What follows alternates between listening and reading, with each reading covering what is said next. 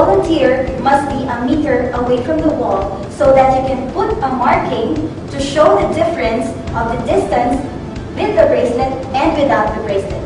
I need you to stretch your arm forward. You must look at your thumb. Your feet must be together. You need to swing your arms up to the back to the maximum, and I will put a mark. The second time, we will use our bioenergetic bracelets. However, you must not move from your position. Ready? Swing.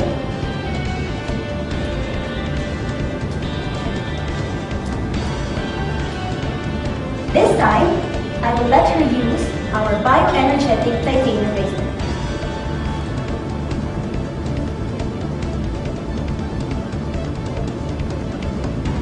We'll do the same. Stretch.